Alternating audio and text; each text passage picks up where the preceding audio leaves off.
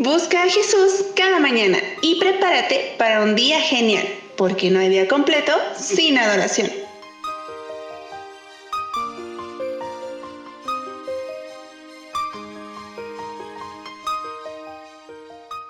¿Qué tal, queridos amigos? Tengan todos un muy buen día. Les saluda el pastor Víctor Morales desde Coahuila, México. Es un gusto estar nuevamente con ustedes en esta sección, el versículo del día.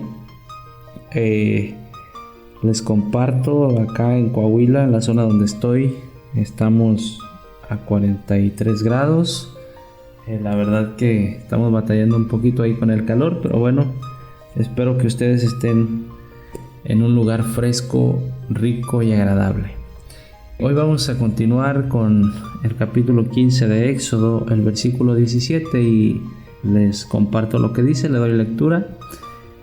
Dice: tú los introducirás y los plantarás en el monte de tu heredad, en el lugar de tu morada que tú has preparado, oh Jehová, en el santuario que tus manos, oh Jehová, han afirmado. Aquí vemos dos cosas. En primer lugar, vemos lo que Dios hará y vemos que hay dos lugares que juegan un papel muy importante en la historia cristiana o bien en el pueblo de Dios.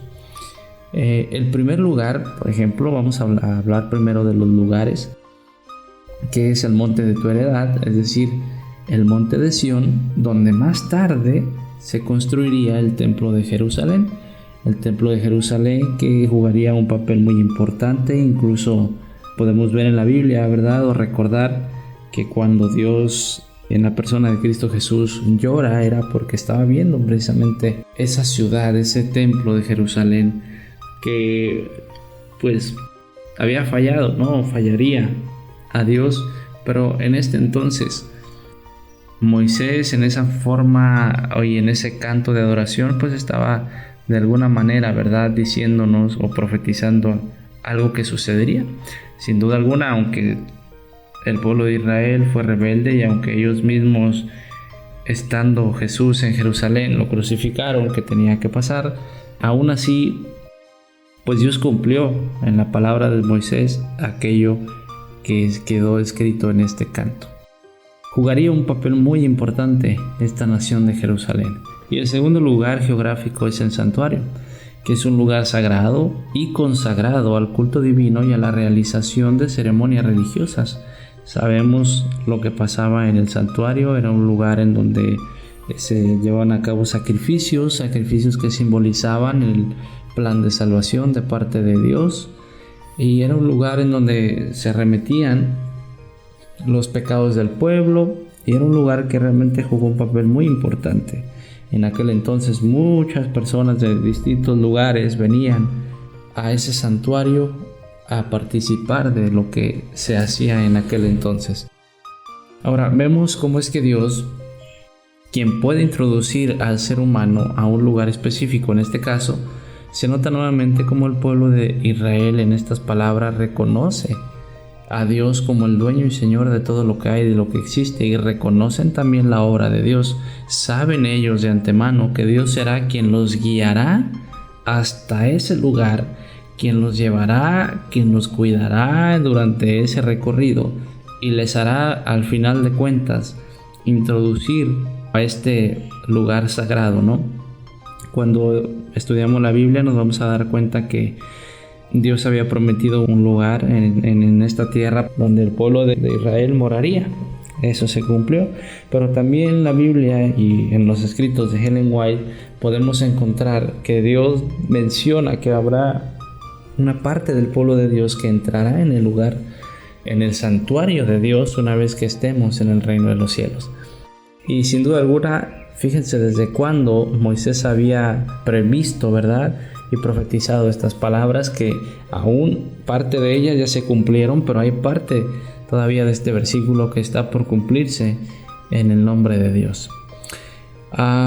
Este lugar, que es el santuario, tiene unas funciones diferentes, tiene unas funciones muy santas que solamente, repito, van de acuerdo, o los que vayan a entrar a ese lugar, pues tendrán esas características, ¿no? Unas características santas, verdaderas, y obviamente que irán acordes con su ley.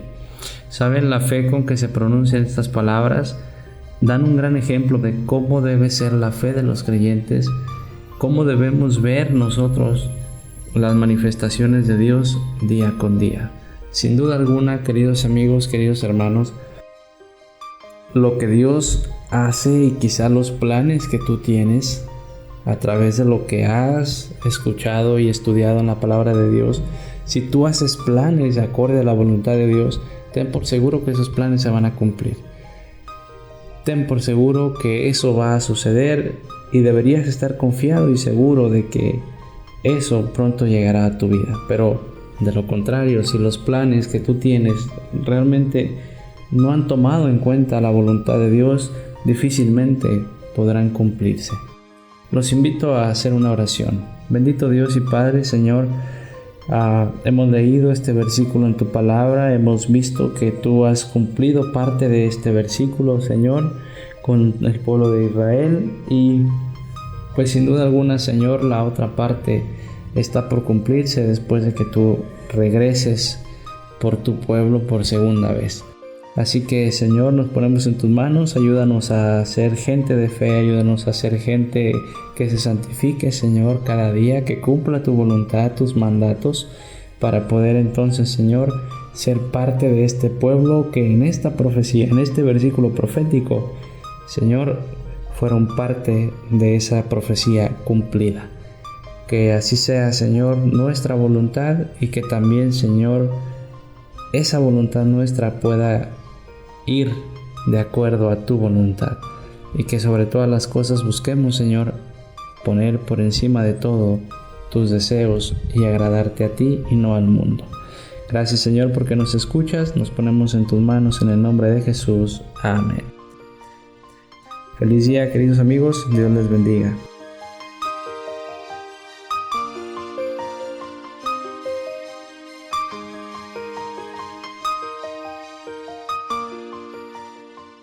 Gracias por compartir esta reflexión y ser parte de esta alabanza, porque no hay día completo sin adoración.